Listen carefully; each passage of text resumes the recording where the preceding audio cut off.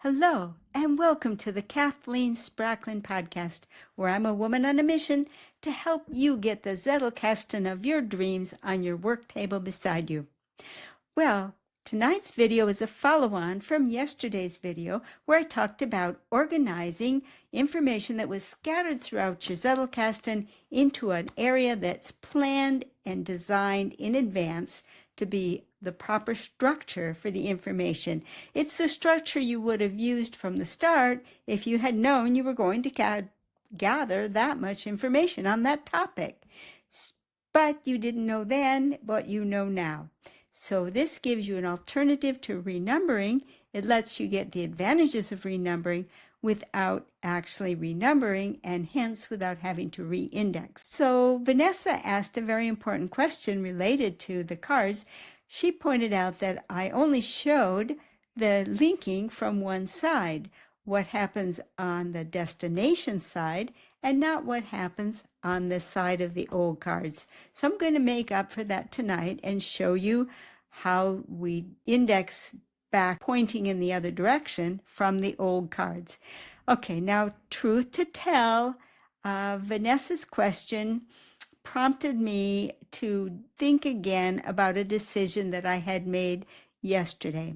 Yesterday, I'd kind of talked myself out of needing to have the old card point back to the new section. And I decided, after reflecting on Vanessa's question, that that was probably a short-sighted time savings that I would regret in the long run. So thank you, Vanessa, for asking your question, because it shamed me into doing it correctly.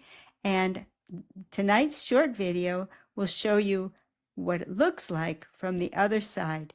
I'll also briefly review what we did last night to put the whole thing in context. So come on over to the down-facing camera and I'll show you the links going in both directions. Now last night I showed you a set of cards that made up a system that I could use to gather the information that I have on a Zettelkasten. And the way I've got the cards numbered and the taglines that I created for them reflect an introductory module and the 9 modules that I plan to use in a new book on the Zettelkasten.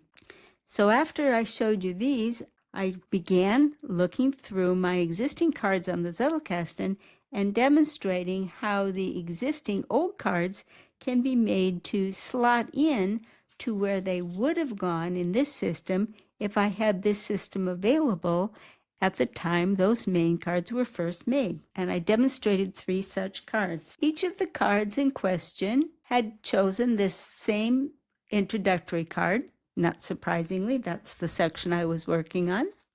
And each of the taglines from these cards was added to the directory card from 6A, the alternate parent. Goes also for this card, and finally this card. All 3 went onto that same directory card, which then goes back into its position in the new section and pulls all of these cards and the whole conversation into the new section without needing to renumber the cards or physically move them. But what about these cards? Where do I indicate where the card that they chose as the alternate parent? And the answer is that the alternate parent reference goes on a directory card for this card. I create a directory card, I bring its tagline over, I point to the alternate parent, and I indicate the tagline of the parent.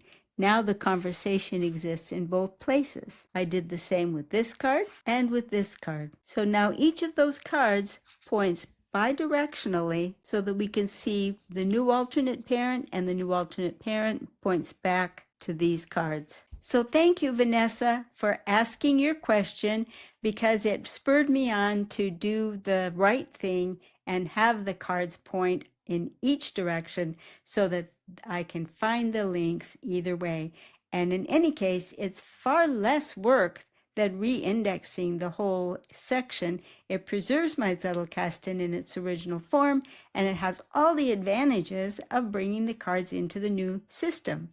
Well, tomorrow we're going to pick up with part 3, so join me tomorrow. Bye-bye.